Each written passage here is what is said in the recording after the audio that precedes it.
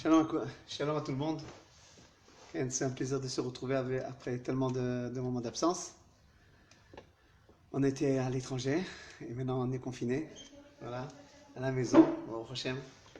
Mais vu qu'on a l'habitude à la Kehila de transmettre les halachot de Purim, alors on ne voulait pas sauter cette étape importante.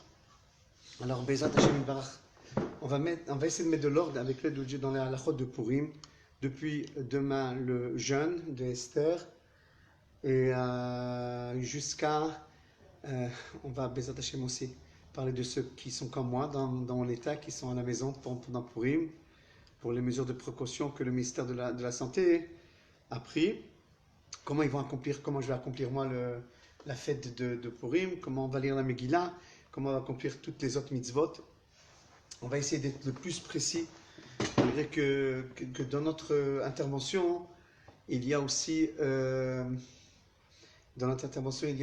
les mesures de sécurité du ministère de la Santé. Et là, j'ai vu un petit peu les lois et les prescriptions, mais malgré cela, je vais essayer d'être le plus possible précis. Je pense qu'il faudra compléter aussi les connaissances que nous on a tous et qui viennent de jour en jour être un peu plus rigoureuses, etc. Les prescriptions d'être confiné. Alors, on va, vu qu'on parle tout d'abord de ceux qui sont dans cette situation-là, on va donner les prescriptions d'abord de ceux qui sont dans la situation d'être à la maison. Bezat Hashem, comme ça Dieu l'a voulu, on est à la maison, on se retrouve en famille, Ken, et on va dire quelques halachot. Alors tout d'abord, bien entendu, la première halakha est connue que les chachamim nous disent, la Torah nous dit, Venishmartem me'od lenafshotechem. Vous devez faire attention à votre vie. Une personne doit faire à sa vie, faire attention. Donc les prescriptions du ministère de la Santé sont acceptées par la halakha, sont acceptées par les poskim.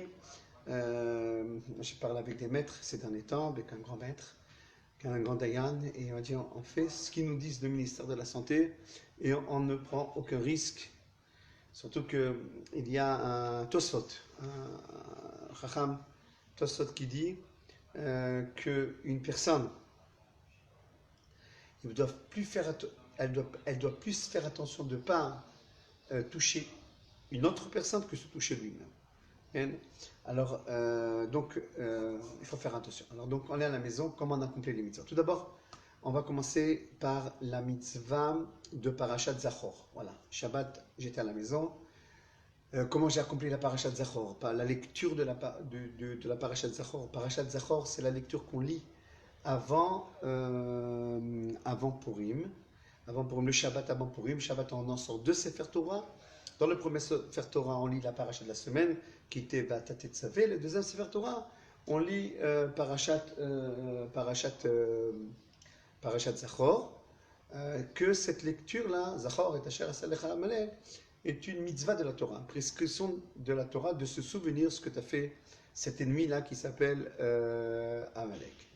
Je n'ai pas pu l'accomplir, j'étais à la maison. Bien entendu, pour me souvenir de la mitzvah, j'ai pris devant moi un chumash, un texte édité. Okay, c'est pas un Sefer Torah, hein. J'avais un texte édité devant moi. Et j'ai lu à moi, à ma femme, à ceux qui sont confinés avec moi. Et donc, comme je ne suis pas quitté encore de la mitzvah, c'était un rappel. Maintenant, si quelqu'un, mardi matin, a fini ces 14 jours, ceux qui viennent de certains pays, comme vous le savez, ils sont confinés pendant 14 jours, moi je ne les ai pas encore finis, mais ceux qui ont fini mardi matin, les 14 jours, ils vont à la synagogue, bien entendu, mardi matin, et à la synagogue, on lit un Sefer Torah le jour de Purim, va y avoir Amalek qui se trouve dans la paracha Beshalach, il demandera au Shaler Tzibour, ils demanderont au Shaler Tzibour d'acquitter de la mitzvah.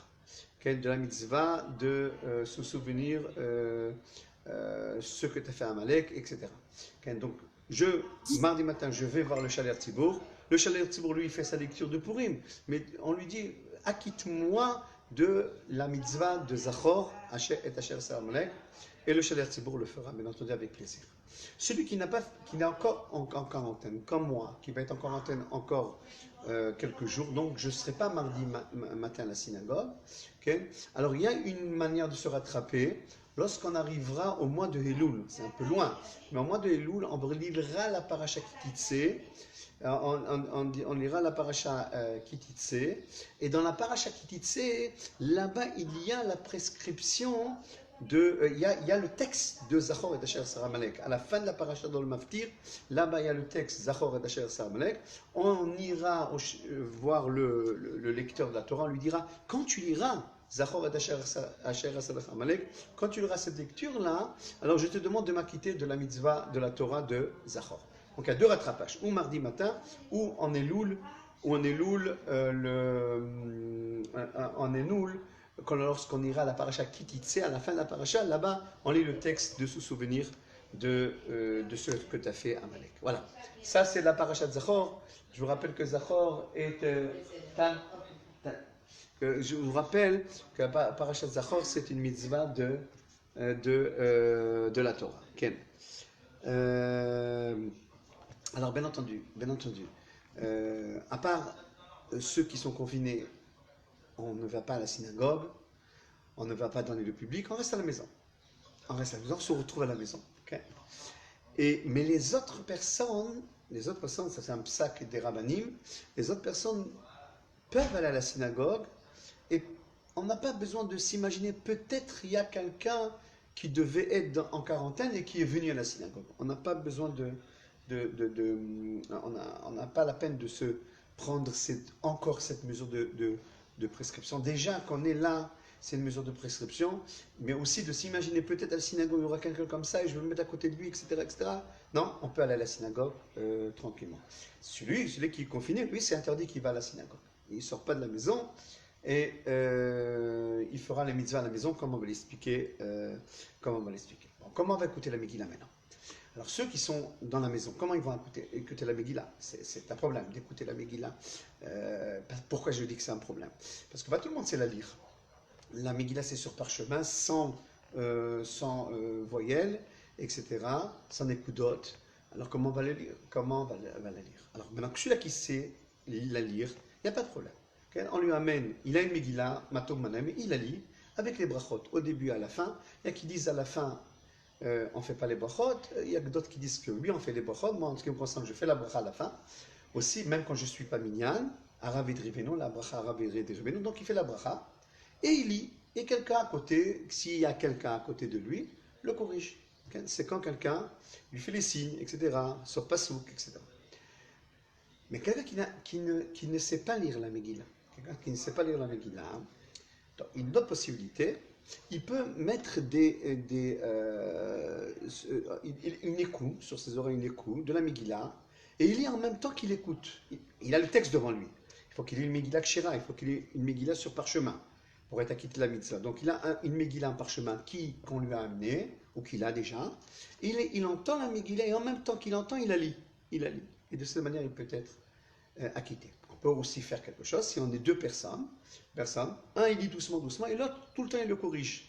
Bien entendu, on a encore, aujourd'hui et demain, pour réviser, je connais une personne, un ami, que ça fait, il est revenu d'Italie, il est en bidoud aussi, il sera en bidoud, il sera confiné aussi pendant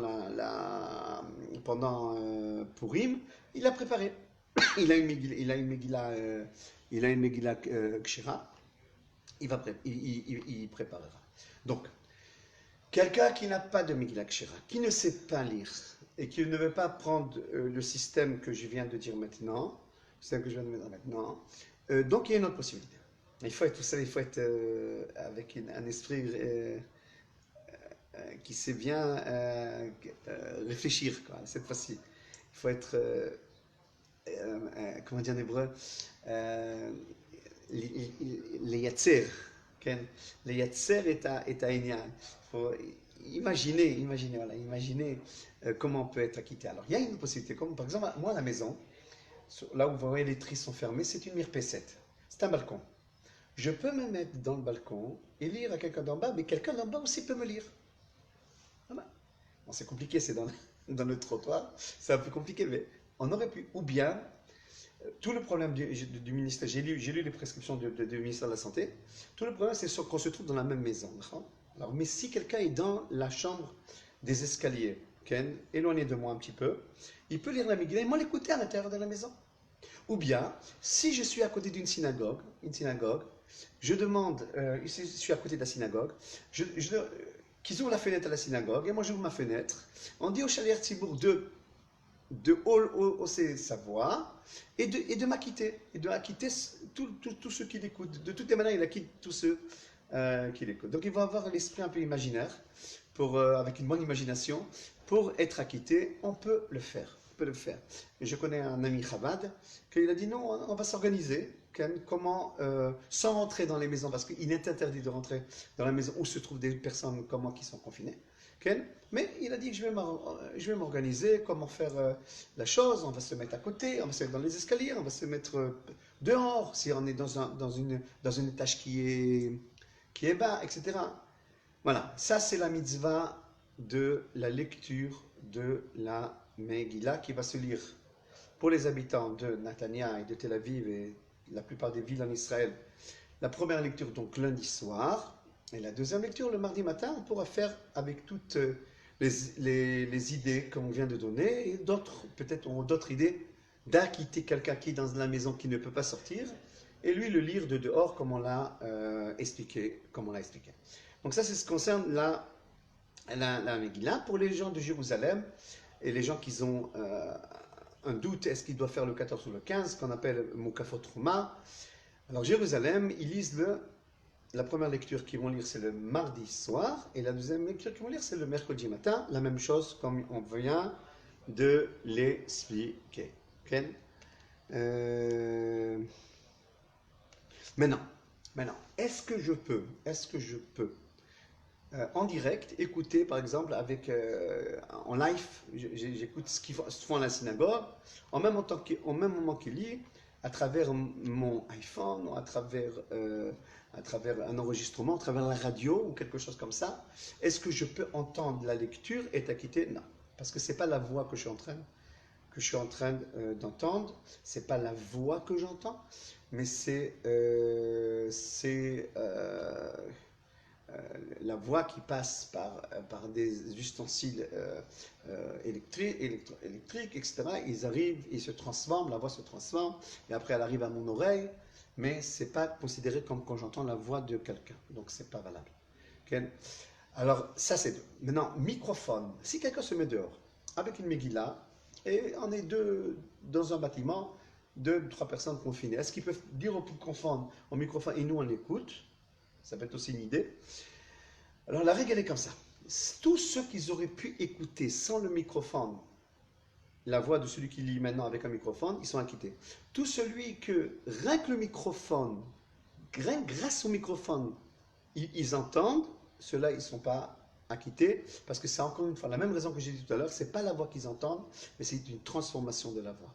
Alors donc, ils ne sont pas acquittés s'ils ne peuvent pas entendre sans le microphone. C'est-à-dire que rien que lorsque le microphone, il a un rôle d'élever la voix, mais on l'aura entendu sans le microphone, ceux-là ils sont acquittés. Ok. Mishlach manot ou matanot laevyanim. Mishlach manot ou matanot laevyanim. Donc comment je vais réaliser ces deux mitzvot-là. Alors, tout à l'heure, à tout le monde, je vais donner la halachot d'une manière plus détaillée, mais Mishlach Manot, c'est deux mets à une personne. Tout à l'heure, j'expliquerai c'est quoi deux mets à une personne. Et Matanot Levyanim, c'est deux cadeaux, deux mets ou argent à deux pauvres, à deux nécessités différentes.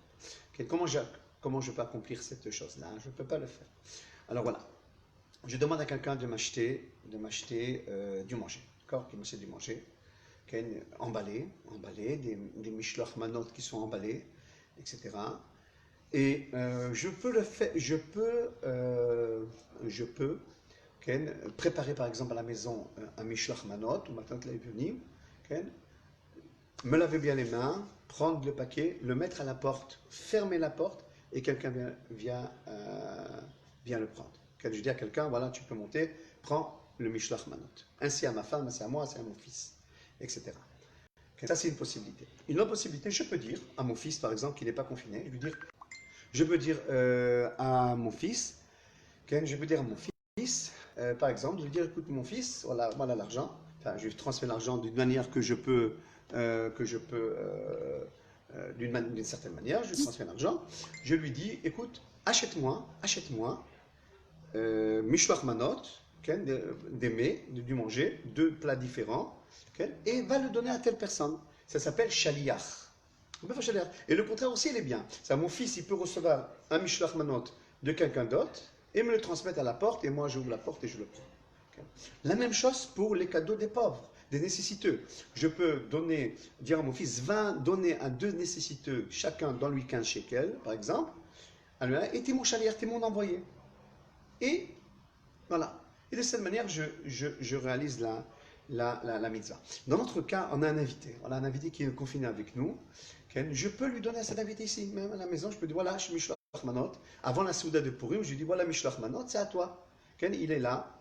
Donc, on peut, des gens qui sont confinés entre eux, on ne parle pas de l'homme et la femme.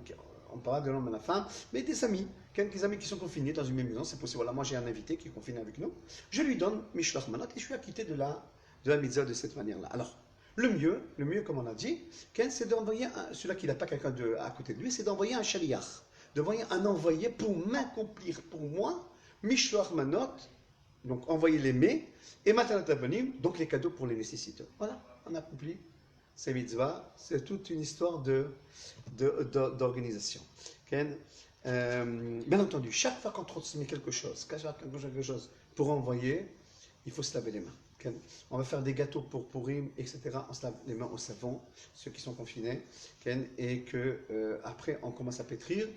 Malgré que j'ai vu dans les prescriptions du ministère de la Santé que le problème, si Shalom, quelqu'un a ce problème-là du corona, il ne transmet pas par le manger. Malgré cela, on va travailler avec du savon, on peut mettre des gants, transmettre à la porte, fermer la porte et quelqu'un vient le prendre, comme j'ai expliqué tout à l'heure. Il y a beaucoup de solutions si on a l'esprit qui sait réfléchir toutes ces possibilités. Cas plus grave. Cas plus grave, c'est que je ne dis pas dans l'ordre, j'essaie de mettre de l'ordre. Depuis hier, j'essaie de voir les maîtres et ceux qui sont dans la médecine pour essayer d'être le plus exact possible. Mais encore une fois, tout ce que je dis est à vérifier encore et encore, parce qu'on parle de la vie des personnes. Une femme qui doit se tromper en mikvé. Tant qu'ils sont très bons au mikvé, c'est son temps. Et elle est confinée. Comment elle peut faire? Elle ne peut pas aller au mikvé. Elle ne peut pas aller au mikvé parce que il y a des personnes là-bas qui sont là-bas. Il y a des personnes qui sont là-bas. Il y a d'autres femmes. Et si même elle est la dernière à tremper, il y a la bananite qui est là-bas. Si elle était la dernière, on aurait vidé l'eau après elle. Et la bananite qui est là-bas. Mais ça l'oblige de sortir de la maison et peut-être rencontrer du monde. Donc c'est un problème. Après, on a soulevé la possibilité peut-être d'être à la mer. Alors, d'aller à la mer et quelqu'un la surveille de loin, etc. C'est compliqué. C'est compliqué. Alors, je conseille la chose suivante. Des fois, c'est la divilat mitzvah, elle doit se tromper pour être permise à son mari, etc. Alors, je conseille d'appeler le ministère de la Santé, si on peut aller à la mer, et appeler un posek, un tamid chacham qui régit la halakha dans ce cas-là, qui est décisionnaire, et qu'il essaye de trouver une permission. Si on ne trouve pas une permission que je n'ai pas maintenant, il faudra repousser le mikvé après qu'elle a fini son temps d'isolement. Les hommes qui ont l'habitude de tremper au mikvé, il y a des sofrim qui tombent au mikvé pour la veille de Shabbat, etc. Alors j'ai trouvé une astuce, voilà, je l'utilise pour moi aussi. Une astuce, c'est que j'ai fait une piscine des enfants, une grande piscine qui contient plus de 350-400 litres d'eau. Je l'ai remplie, il fait très froid. et je le remplis. Après, s'il fait froid, je mets des concombres d'eau chaude et je la refroidis et je rentre dans l'eau. Ok. Maintenant, je me protège des voisins. J'ai un balcon, je me protège des voisins, je mets des rideaux. Et encore, je prends ma tvila en short. En short, c'est possible, quand c'est le short qui ne soit pas trop serré, c'est possible de tremper de cette manière-là. Mais la tvila de l'homme, il est plus allégé que la tvila de la femme. La femme, elle n'a pas trop de solution de cette manière-là. Elle est obligée d'aller dans un mikvé kasher pour elle, ou bien à la mer. Mais encore une fois, comme je vous ai dit, moi, je ne permets pas ces choses-là. Je n'ai pas la force de permettre ces choses-là. Il faut demander s'il y a une autorisation de sortir de la maison par le ministère de la Santé et par un décisionnaire qui permet d'aller à la mer ou à un endroit, qui pourra tomber. Que nous en préservent les endeuillés. Les endeuillés qui sont confinés dans la maison, qui doivent dire Kaddish pendant 7 jours, pendant le mois, pendant l'année. Ils ne sont pas en minyan. Confinés, souvent, on n'est pas minyan la plupart des fois. Ils ne peuvent pas faire un minyan à la maison. Alors, qu'est-ce qu'ils font? Ils demandent à quelqu'un de faire Kaddish pour eux, de faire la shkava pour eux. Et s'ils voulaient, lire la haftara, ils donnent à quelqu'un, et chalier de lire la haftara pour eux. En brera, de leur endroit, ils dirigeront un Kaddish ou une Gdusha, ils donneront l'argent à quelqu'un, dis-moi Kaddish, ou bien pas seulement le Kaddish, c'est possible une Ashkava, ou bien il voulait voulu aller faire maftir. Ok, des fois des gens ils veulent faire ça bénévolement, etc. Mais on peut s'organiser avec un Bachour Yeshiva ou un proche, etc. De dire Kaddish à sa place, il n'y a pas de problème dans ce cas-là. Okay.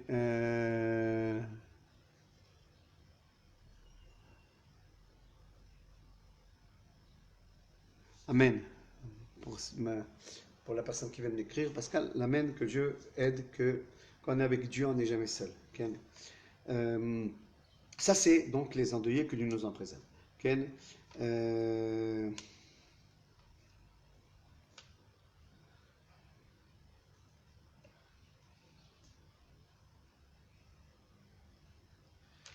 Ok. J'essaie de réfléchir s'il y a d'autres sujets que je voulais aborder avec vous. Non, on a vu. Alors, résumons. Donc, demain, c'est le jeûne du 13 Adar, le jeûne d'Esther. On a expliqué la Megillah, on a expliqué Mishlach Manot Vematanot Laivyonim, on a expliqué le problème de quelqu'un qui est endeuilleux, les problèmes d'une femme qui doit tremper au milieu parce que c'est son temps et elle est confinée, etc. Et Seudat Mitzvah, c'est-à-dire c'est la Seudat de Purim qu'on est obligé de boire du vin, etc. Il faudra vérifier en ministère de la santé, est-ce que quelqu'un qui est confiné, il peut boire une quantité de vin, s'il avait l'habitude de boire jusqu'à tomber et de s'endormir. Okay. Alors, est-ce que c'est un problème de cela? Quelqu'un qui peut porter Chazve Shalom ce problème-là, est-ce qu'il peut maintenant, dans la Souda de Purim, donc mardi matin, mardi dans la journée, pour Netanya, ou Tel Aviv, ou Jérusalem le mercredi, est-ce qu'il peut boire du vin? C'est une question à poser au ministère de la Santé. Quelqu'un qui risque d'avoir ce problème-là de Corona. Ok. Ça, c'est les problèmes de ceux qui sont confinés. Bon, on a essayé de trouver des solutions à plusieurs situations. Ce conseil, bien entendu, chacun il a son problème, comment accomplir la mitzvah, comment accomplir les mitzvot qui sont nombreux. On a le jeûne d'Esther, on a le Zecher le Machatzit HaShekel, on a la lecture de la Megillah, on a Mishloach Manot, Matanot Laivyonim, Seudat Purim, on a beaucoup de mitzvot. On a essayé de trouver des solutions, tout est réalisable, pas en minyan, malheureusement, mais tout est réalisable. Et si d'autres ont d'autres situations difficiles, qu'ils appellent le rabbin, qu'ils appellent les décisionnaires, quand la question est grave, comme la femme qui doit aller au mikvé. Et de cette manière, on essaiera avec l'aide de Dieu de trouver des solutions à la majeure partie des problèmes. Ok, maintenant, on va rentrer dans la halachot, mais pour tout le monde. Voilà, pour tout le monde. Bien entendu, même ceux qui sont dans cette situation de confiné, ils peuvent continuer avec nous, parce que c'est à la halachot de la mitzvah, comment on accomplit la mitzvah. Donc ça, c'est pour tout le monde maintenant. Avec l'aide d'Akadosh Baruch Hu, on va essayer d'être le plus précis possible. Alors donc, tout d'abord, on commence par le jeûne. Demain matin, à partir de la levée de l'aube, demain matin, on en vérifie, là c'est environ à 5h moins quart. Il faut que chacun vérifie la levée de l'aube, c'est à quelle heure dans sa ville, jusqu'à la lecture, après la lecture de la Megillah, on doit jeûner. Ce jeûne-là, il s'appelle Tani Kester. Il est rapporté dans le Shulchan Aruch Siman Taf Resh Pevav. Mitanim Beyud Gimel Be'adar. On jeûne le 13 Adar. Donc demain matin, donc demain toute la journée, où on apprend le jeûne. Alors ce jeûne-là, le 13 Adar, à l'époque de Haman et Mordechai, Esther, Achashverosh, peut-être Blineder ce soir on donnera un cours sur les idées de la fête. Mais en tous les cas, ce jour-là, le 13 Adar, il fallait combattre contre les ennemis, les amanistes de l'époque, et on était en danger. On était en danger, mais la main de Mordechai était forte à ce moment-là, et donc on a eu dessus. Quand on a combattu le 13 Adar, et on a appris de Moshe Rabbeinu que lorsque Moshe Rabbeinu il a combattu contre Amalek par le biais de Yoshua bin Nun, etc., il a jeûné le jour où les troupes de Yoshua bin Nun ont allé combattre. Donc on jeûne quand il y a une guerre. Quand il y a une guerre, Moshe a jeûné au moment de la guerre. Alors vu que nos frères à l'époque ont jeûné au moment de la guerre, nous aussi on jeûne au moment de la guerre. Donc c'était le 13 Adar. Ne pas confondre avec le jeûne d'Esther, que lui, il s'est fait en Nissan. Elle a jeûné 3 jours Esther, la reine Esther, avant de demander supplice au roi Achashverosh. Et ça, c'était en Nissan. Alors, ce jeûne-là ne se fait pas en Nissan, il se fait en Adar, le 13 Adar, comme demain. Okay. Voilà, la Torah, elle nous dit comme ça, donc le 13 Adar, il y avait donc un renversement de situation, donc on l'appelle Yom Kihila ce jour-là. Les Juifs se sont réunis pour combattre, et donc il y a eu une grande victoire, et les Juifs ont eu le dessus sur leurs ennemis. Quand ça s'est passé le 13 Adar, ce jour-là, pendant qu'il y a qui combattaient, il y en a qui jeûnaient. De là, on jeûne. Nous aussi, on a besoin de jeûner pour que Akadosh Baruch Hu, il ait pitié de son peuple et du monde entier par rapport à ce nouveau problème, cette nouvelle le corona, que Dieu protège le peuple d'Israël et le monde entier. Okay? En tous les cas, tout le monde doit faire ce jeûne. Qui est abstenu de faire ce jeûne? Quelqu'un qui ne se sent pas bien, quelqu'un qui est faible. Une femme enceinte, une femme qui allaite. Il y a qui disent qu'elle commence à jeûner, c'est possible, si elle a la force. Mais dès qu'elle sent que c'est difficile pour elle, qu'elle arrête de jeûner, la femme enceinte. Et la femme qui allaite, dès qu'elle sent qu'il y a moins de lait, il n'y a pas de lait, ou bien elle se sent faible, elle peut casser le jeûne tout de suite, sans trop de complications. Il y a qui disent que même elle ne commence pas à jeûner. Il y a qui disent que même la femme enceinte et la femme qui allait ne commencent pas à jeûner. Okay. Alors, on dira que chaque femme, selon son état, selon le Rabbi Eliyahu, elle commence à jeûner jusqu'à qu'elle voit qu'elle est faible, elle casse le jeûne. Okay. Une personne âgée, c'est difficile pour lui, une personne qui a un cholé chez Enbo Sakana, on appelle un malade qui n'est pas en danger, qui a besoin de prendre un traitement, etc. Alors donc, ceux-là, ils sont exemptés. Tous les autres sont obligés de jeûner. Pour pouvoir, la personne qui veut se lever demain matin, ok, et manger ou boire avant le début du jeûne, donc à la télé on a dit 5 heures moins quart, il devra faire une condition avant de dormir ce soir. Ça lui dira, je fais la condition que je puisse boire ou manger avant le début du jeûne, et quand il se lèvera demain matin, il mangera comme ça, il pourra tenir le coup. Selon le Zohar Kadosh, selon le Zohar, il peut manger, il peut boire, pardon, mais pas manger. Quelqu'un qui dit si je ne mange pas, je ne tiendrai pas le jeûne, alors on lui permet, même selon le Zohar Kadosh, on lui permettra de manger. Okay? Donc ce tnaïna, n'oubliez pas de le faire avant d'aller dormir. Il faut faire ce tnaï-là. Okay? Jusqu'à quand on jeûne? Donc demain on jeûne, il y a des prières spéciales à la synagogue, on sort le Sefer Torah demain matin et demain après-midi. Donc Mincha, ce sera plutôt dans des synagogues.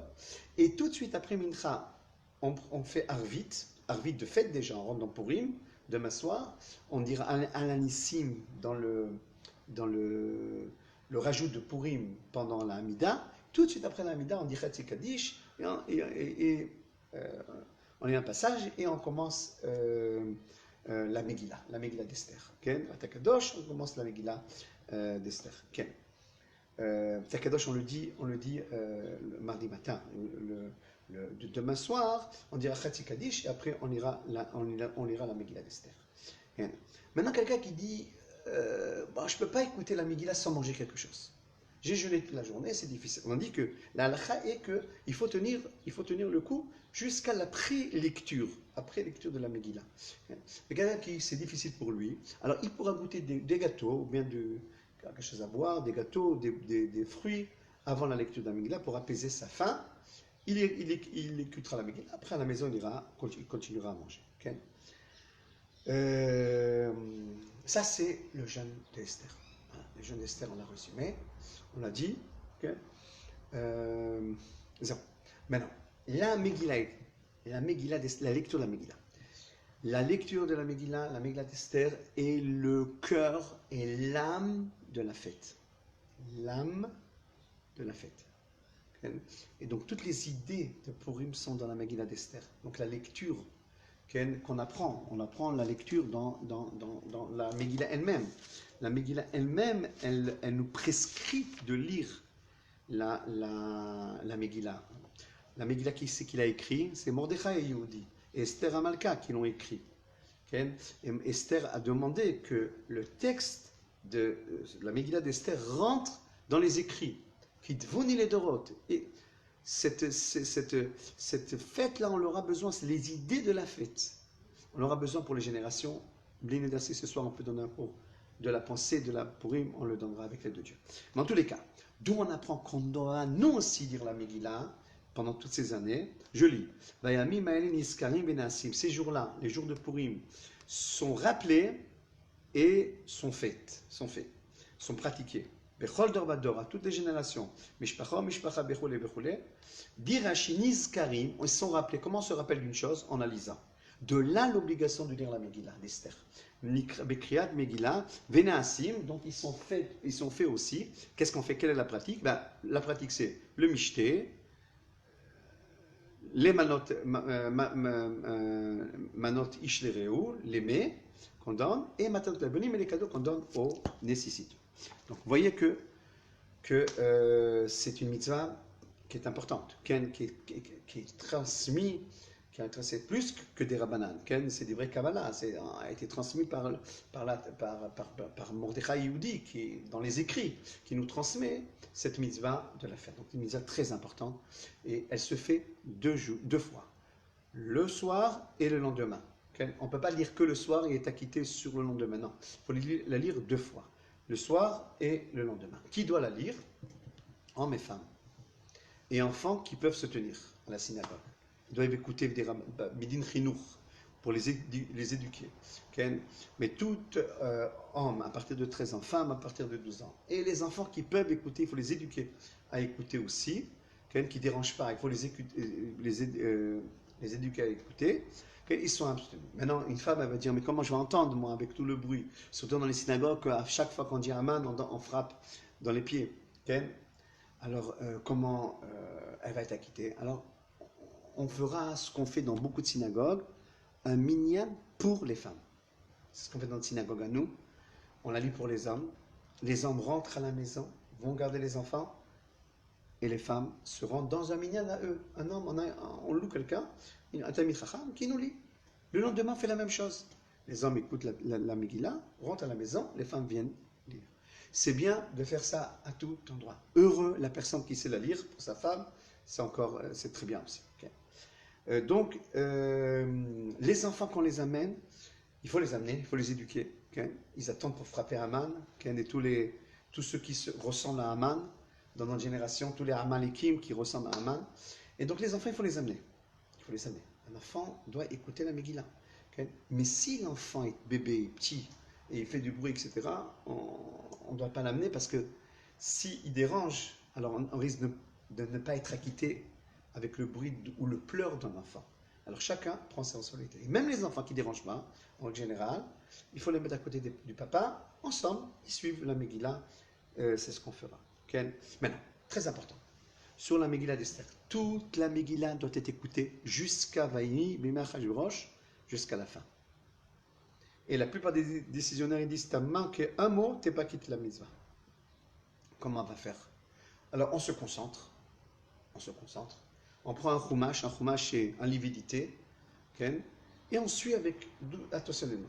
Si il y a du bruit, le chalier tzibour, celui qui lit, celui qui nous acquitte, s'arrête. Si on frappe Aman, dans certaines synagogues on frappe Aman, dans certaines synagogues on frappe Aman au début et à la fin, une fois. Dans d'autres synagogues, comme chez nos frères Chabad, à chaque fois. Okay? Nous on avait dit à la synagogue les 5 premiers Aman et les 5 derniers Aman, pour pas que ça trouble trop le public, etc. Mais donc, concentre-toi, dès qu'il y a du bruit, mets le doigt sur la Megillah, attends que le bruit passe, que celui qui nous acquitte attend que le bruit passe. Une fois que le bruit est passé, on continue. Si j'ai raté un mot, j'ai raté une phrase, je peux me rattraper avec mon texte édité. Voilà, le texte édité, c'est comme ça, par exemple. Voilà, j'ai un livre édité. Il n'est pas en parchemin, donc il n'est pas caché pour acquitter les autres, même moi, m'acquitter à moi, mais je peux écouter du Shaliach Tzibour que lui, il a une Megillah, et je suis de cette manière-là. Maintenant, j'ai eu un moment d'inattention. Qu'est-ce que je fais? Je le rattrape. Où je l'ai rattrapé, même en lisant de mon livre édité, je le rattrape et je continue avec lui. Rappelez-vous, cette halakha est très important. Okay? Maintenant, il faut que le Shaliach Tzibour ne fasse pas de faute. Le mieux, c'est qu'il les lise avec les sons, les ta'amim, ce qu'on appelle. Et si ce n'est pas les ta'amim, on peut les lire sans les ta'amim, mais au moins que chaque fois, à la fin de chaque verset, il fait un temps d'arrêt. Quelqu'un se met à côté de lui. Nous, on a l'habitude que 2 personnes doivent se mettre à côté du Shaliach Tzibour. Shaliach Tzibour, c'est celui qui lit, celui qui acquitte les autres, c'est le Chazan qui nous acquitte. Donc, un à droite, un à gauche, okay? On lui fait des signes. Sop pasouk, arrête-toi là. Continue, etc. Donc de cette manière, il ira comme il faudra. Okay? Si ceux qui sont à côté de lui, okay, s'il fait une faute, on le reprend. Il y a des fautes qui changent le sens de la Megillah. C'est sûr qu'on n'est pas quitté si on les a quittés, si on l'a entendu comme ça. Par exemple, Aman Nofel, on a dit Nafal, Yoshel Yashav, etc. Alors le mot qui change le sens de la Megillah, il faudra le relire. Il faut dire au Shaliach Tzibour, tu as fait une erreur, reprends. Okay? Et si ceux qui sont à côté de lui ne l'ont pas relevé, quelqu'un du Tzibour le relèvera pour qu'il nous acquitte à tous comme il faut de cette magnifique mitzvah. Okay? Ok, ça c'est ce qui concerne la Megillah. Okay? Alors, soyez méticuleux. Okay? Ceux qui aiment bien boire le jour de Purim, du vin, il y a une mitzvah de boire du vin, peut-être on en parlera tout à l'heure, qu'ils écoutent d'abord la Megillah. Parce qu'après, c'est très difficile d'écouter après. Qu'ils écoutent d'abord la Megillah le matin et la veille. 2 fois on l'écoute et on a quitté de cette manière-là. Avant de lire la Megillah, il y a 3 brachot, Al Mikra Megillah, Shasanissim et Shechianu. Le lendemain, on ne dira pas Shechianu. Nos frères Ashkenaz disent Shechianu. Il y a d'autres communautés comme les Algérois, etc., qui disent aussi le lendemain Shechianu, avant qu'ils disent la Megillah. Ok? Demandez à vos rabbins si vous voulez élargir cette mitzvah qui est l'âme de la fête. On passe à Matanot La'Evanim. Donc, Matanot La'Evanim, il est rapporté, maintenant que l'avonim vemishloach maintenant, donc les cadeaux, on nécessite, et les mets qu'on envoie aux amis, il est rapporté aussi dans la Megillah. Mordechai et Esther ont tout marqué dans leur Megillah. Je lis. Okay? La Santotam, pour faire de ces jours-là, Yémé Mishté, donc on fait le Mishté, où on va boire du vin, on va en parler. Vesimcha, ou Mishloach Manot, Ishlereu, ou Matanot Levonim. Donc on envoie des mets, un homme à son prochain, et des cadeaux pour les pauvres. Alors regardez maintenant le terme de la Torah. Mishloach Manot, Ishlereu. Mishloach Manot, c'est un pluriel. Ishlereu, c'est un singulier. Donc on doit envoyer 2 mets, Mishloach Manot, 2 mets, à une personne, Ishlereu, et on a quitté la mitzvah.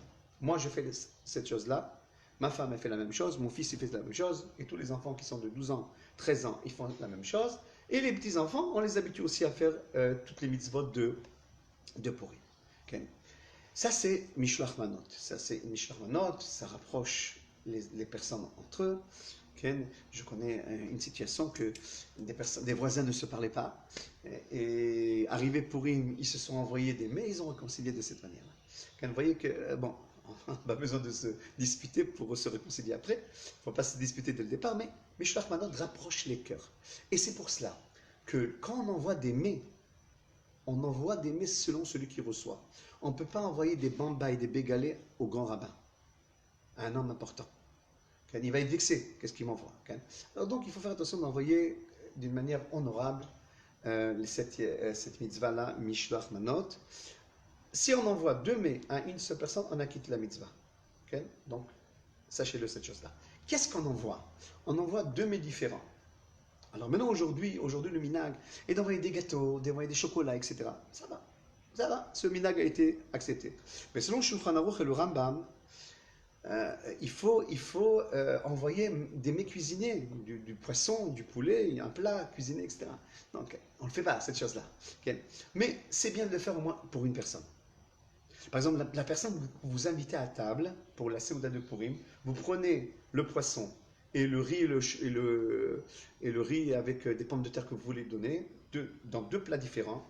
Voilà le poisson, voilà le plat, vous êtes acquitté, selon le Shulchan Aruch et le Rambam, de la plus belle manière. La manière mehuderet. Okay? Et le reste des gâteaux et des chocolats. Si on n'a pas fait cette chose-là, et on a envoyé que des chocolats et des gâteaux, on est aussi acquitté de la mitzvah, bien entendu. Beaucoup permettent aussi qu'un des mets, c'est une boisson, mashké, un mashké. Okay? On peut envoyer du pain, par exemple du pain et une salade. Voilà, du pain et une salade. Le pain, c'est un mets, la salade, c'est un autre mets. Okay. On peut envoyer, on a dit, 2 sortes de gâteaux différents qui sont changeants dans leur goût, mais pas 2 choses qui sont, par exemple, 2 beignets. Non, 2 beignets, c'est le même mets. Il faut que soit des mets différents à une personne. Bien entendu, tout Israël ne se contente pas d'une personne, mais on les envoie à beaucoup d'autres personnes. Okay. Matanot laevionim. Matanot laevionim, c'est quand les cadeaux qu'on donne aux nécessiteux le jour de Purim. Maintenant, regardez bien le terme. Matanot laevionim, des cadeaux à des nécessiteux, pluriel et pluriel. Les Chachamim, ils ont dit, tu dois envoyer 2 cadeaux à 2 nécessiteux différents. Chacun d'entre eux, un cadeau. J'ai 2 cadeaux dans la main. Disons, j'ai 200. Nous, on donne 15 shekels par personne, par nécessiteux. On peut donner même moins, c'est selon 170 grammes de pain ou de manger. Okay? On n'envoie pas que cela. Okay? Nous, à la yeshiva, chaque année, je prends 15 shekels environ pour un pauvre, 15 shekels pour un autre pauvre. Donc ça fait que chacun 30 shekels. Je prends cette somme de beaucoup de personnes, on me transmet cette somme, et le jour de Purim, je distribue aux nécessiteux. Okay? Alors maintenant, ça aurait pu être moins. Je veux dire, selon Shulchan Aruch, si on envoie d'une manière sexe. Mais une fois, j'ai entendu mon maître qui disait, c'est pas suffisant de lui envoyer une pita, par exemple, qui fait 170 grammes, et c'est tout. C'est pas honorable. Alors il faut quelque chose qui accompagne. Alors un tropite, etc. On a calculé 15 shekels. Okay? Alors donc, cette mitzvah, comment elle se fait? Tu donnes à ton rabbin, ou toi-même, tu vas donner 15 shekels à ce pauvre, 15 shekels à un autre pauvre. Tu as donné 2 cadeaux à 2 pauvres. ta femme la même chose, ton fils la même chose, ta fille la même chose. Et tu es acquitté de cette dette. On peut envoyer aussi du manger aux nécessiteux. Okay? Et si on lui envoie de l'argent, il fera avec ça ce qu'il veut. C'est maintenant. Je dis une halakha très importante. Cette mitzvah-là que je suis en train de dire maintenant, aux nécessiteux, les mitzvahs qu'on doit donner aux amis, la Séouda de Purim ne peuvent se faire que le jour de Purim. Non, que le jour de Purim. Pas un autre jour, pas etc. Maintenant, si quelqu'un, si par exemple, je sais pas, je vais trouver des pauvres, je vais trouver des pauvres, et le jour de Purim est passé, tu le gardes dans ta main cet argent-là, tu le donneras quand tu auras nécessiteux. Mais, seulement c'est dommage, la journée elle est passée où l'essentiel mitzvah aurait dû se faire. Okay? Est-ce qu'on peut donner les cadeaux aux nécessiteux du maaser? Non. La règle du maaser, c'est le 10e qu'on donne, maaser ksafim, c'est le 10e qu'on donne des bénéfices qu'on a, quand on travaille. Okay? Du net, on appelle de la paye qui est nette, pas du brut, du net. On ne va pas rentrer dans la halakha du maaser maintenant, elles sont nombreuses. Mais en tous les cas, si quelqu'un dit je vais donner de mon maaser, maintenant les cadeaux nécessiteux, il ne peut pas. Parce que tout ce qui est obligé, toute mitzvah qui est obligée, on ne peut pas le donner du maaser. Mais s'il donne au-delà de ce qu'il doit donner aux nécessiteux, il peut le compter dans le maaser. Si par exemple je donnais 15 shekels et je suis acquitté de la mitzvah, si je vais donner maintenant 50 shekels, 50 shekels, la différence entre 15 et 50, je peux la compter dans le maaser. Okay, ça c'est il faut savoir ce énian-là. Okay? Est-ce que je peux donner un chèque à un pauvre pour être acquitté de la mitzvah? La réponse est rien que si ce jour-là, il peut l'utiliser. Si c'est un chèque, les banques sont ouvertes par exemple, il peut aller le sortir le jour même, tu peux lui donner un chèque, ou bien qu'il peut l'utiliser tout de suite à la macolette en achetant des mets, alors à ce moment-là, acquitté. Mais s'il ne peut pas l'utiliser, c'est un chèque qui est retardé, ou bien les banques sont fermées, les magasins sont fermés, tu ne peux pas être acquitté à travers un chèque. Okay?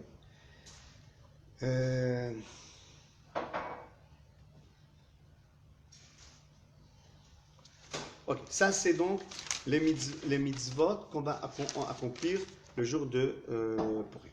Je passe maintenant à la Séouda. Séouda de Purim. Alors, je répète, il y a dans cette Séouda deux mitzvot. Le fait d'être assis avec sa famille et de faire une Séouda. On a dit qu'on appelait ça le Mishté. Mishté, Yemé Mishté Vesimcha. Mais dans cette Séouda-là, il y a une autre mitzvah, une deuxième mitzvah qui est boire du vin. Maintenant, boire du vin, on va essayer d'expliquer.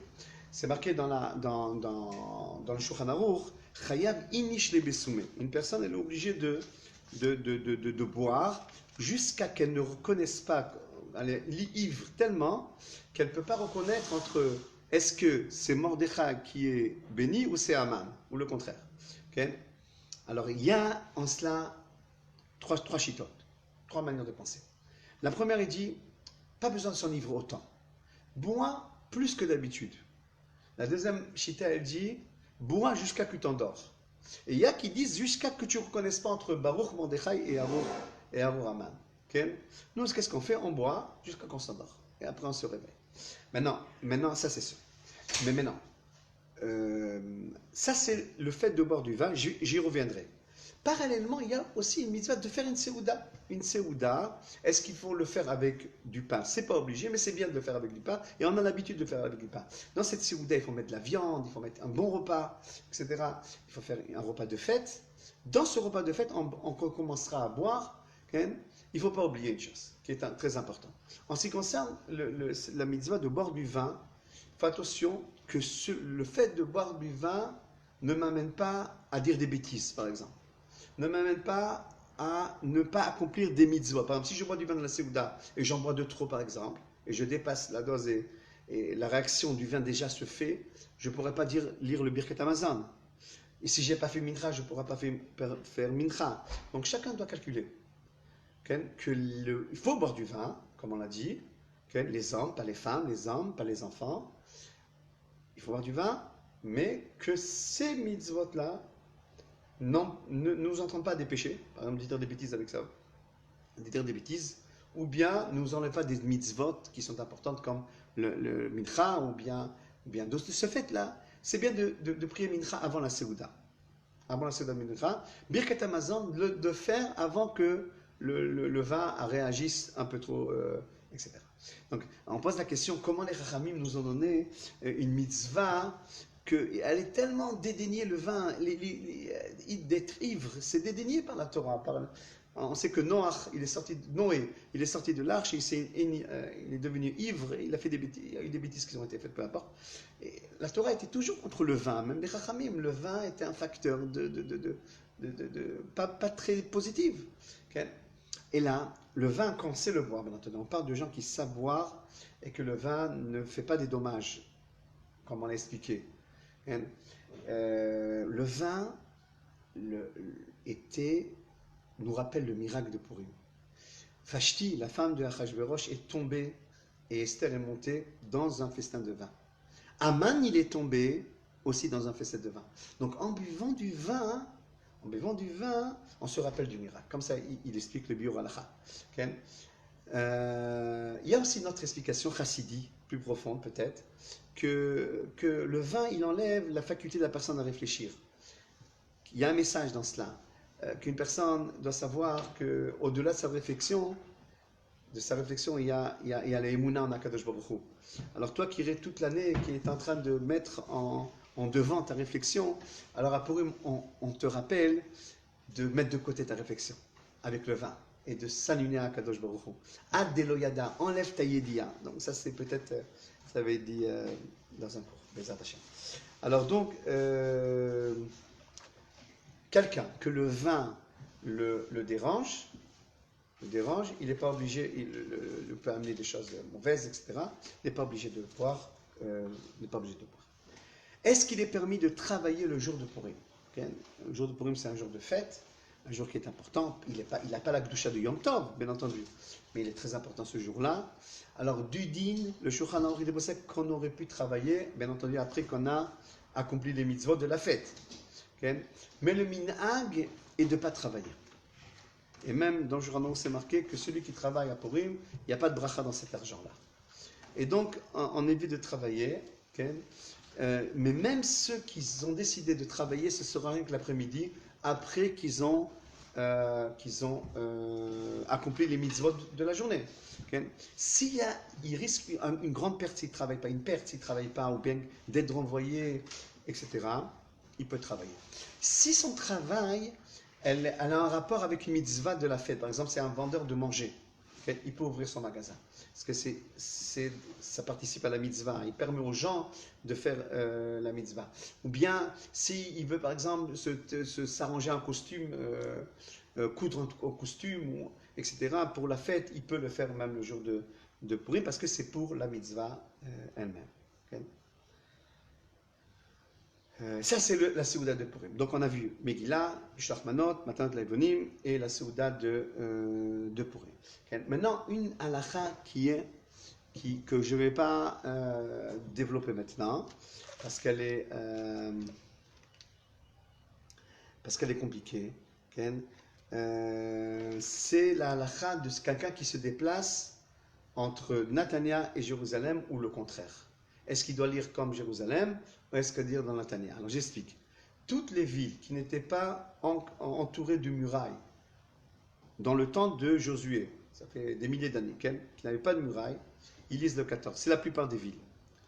Toutes les villes qui étaient entourées de murailles au temps de Josué, c'est le cas de Jérusalem, ils lisent le 15. On appelle ça Krachim Amukafim Choma. Et le premier cas, on les appelle Pérazim. Alors maintenant, quelqu'un qui se déplace de Natania à Jérusalem, de Jérusalem à Natania, Tel Aviv à Jérusalem, Jérusalem à Tel Aviv, il va lire comme Tel Aviv ou comme Jérusalem. Alors ça dépendra quand il est sorti et quelle était son intention. Donc, qu'est-ce que je conseille? C'est de demander à un rave quand tu sors et quelle est ton intention. Est-ce que ton intention est de rester, par exemple, j'en ai un exemple simple. La personne, elle vient de Jérusalem, elle veut rester, elle est venue, disons, à la sortie du jeûne, elle veut rester à Natania. Elle fera comme Natania, même si elle est habitante de Jérusalem. Elle est habitante de Jérusalem. Elle est habitante de Natania pour un jour. Okay? Le contraire aussi, c'est comme ça. Donc, il faudra faire attention, il faudra demander au Rav quand je sors et quelle est mon intention. Et le Rav te dira est-ce que tu feras le 14 ou le 15? Est-ce que tu es habitant de Natania ou habitant de Jérusalem? Il y a aussi un autre problème, c'est les villes ils avaient un doute, est-ce qu'ils étaient entourés de murailles au temps de Josué? C'est le cas de Yafo, de Bnei Brak peut-être, de Svat peut-être, de Tiberia.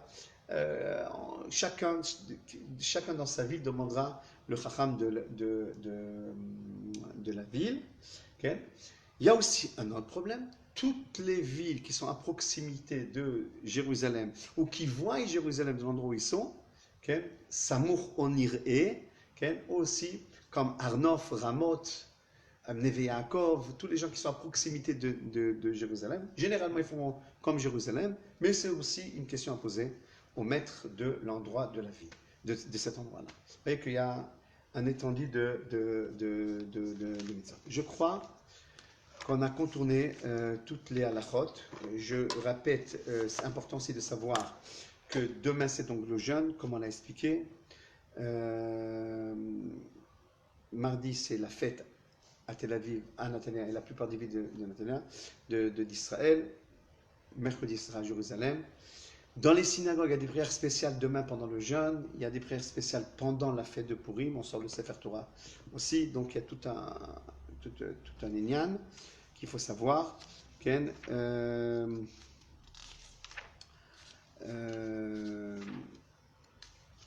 je crois qu'on a pu contourner tout avec l'aide de Dieu. Ken, je veux terminer par une petite idée. Ken, voilà, je vois qu'on a tout contourné plus ou moins tout. Ken. Une petite idée, c'est marqué à la fin de la Megillah Layudim, Aïta Ora Besimcha Besason Vikar. Que c'est marqué que à la fin de la Megillah, c'est marqué que lorsqu'il y a ce bouleversement de situation, à Adar, à Purim, il y a des bouleversements de situation. Si vous vous rappelez, dans la guerre du Golfe en 1991, la guerre s'est finie le jour de Purim. Ken. Il y a des bouleversements de situation à Purim. Ken. Et il y a une grande joie dans l'âme Israël. Alors, nous c'est pas un cours maintenant d'idées. Peut-être, comme j'ai dit ce soir, on en aura un cours d'idées, mais c'est pas un cours d'idées. Mais on demande à Kadosh Baruch Hu qu'il fasse un grand changement. Et en Israël et dans le monde entier. Un changement positif. Les messages de cette maladie-là, c'est de cette épidémie. Dans certains endroits, c'est déjà une épidémie, comme la Chine, etc. Les autres pays, ils ont un risque. Okay? On dit Corona, c'est la couronne. Pourquoi on l'appelle Corona? Parce qu'elle est faite en forme de couronne. Okay? Et couronne, c'est le Keter. Keter, c'est le Keter qu'on veut mettre sur la tête d'Akadosh Baruch Hu. Okay? On a assez essayé, de remplacer Dieu dans le monde par des forces et par des pouvoirs d'argent, politique ou autre, etc. Il est temps de mettre la couronne à Kadosh Baruch Hu. Peut-être c'est ça le message. Qu'Akadosh Baruch Hu, il amène le Mashiach et la Géoula Shlema, que le monde guérisse. On veut que le bouleversement soit pour Israël. Parce que même Israël est dans une situation difficile. Difficile, pas tout le monde approuve la Torah, l'appartenance à la terre d'Israël. On a des grands problèmes, même au niveau politique en Israël. Et dans le monde, s'il y a des problèmes ici, il faut savoir, si ici c'est bloqué dans le monde entier. Parce qu'ici c'est le cœur des nations. Israël est le cœur des nations. Ici, dans le cœur, c'est bloqué de partout. Alors on demande qu'il y ait un bouleversement de situation. Purim, c'est une fête où il y a des bouleversements de situation. En Israël et dans le monde entier. On demande la guérison à Kadosh Baruch Hu. On demande la Yudim, Aïta Ora, Visimcha, Besandeka, qu'on voit la lumière. On voit un grand jour qui s'élève, on voit la guérison, on voit la Géoula, on voit la construction de Beth Amikdash, on voit le roi à la tête d'Israël, qui enseignera à Israël et au monde entier le chemin de Dieu. Et comme ça, on mettra la couronne sur la tête à Kadosh Baruch Hu, qui sera celui qui nous guidera à travers le roi Mashiach qui se dévoile. Bimera B'Amenu. Amen. C'est un plaisir de revenir, à parler et d'être ensemble, et que Dieu nous protège et que Dieu nous aide. Shalom, Veshalom, Purim Sameach.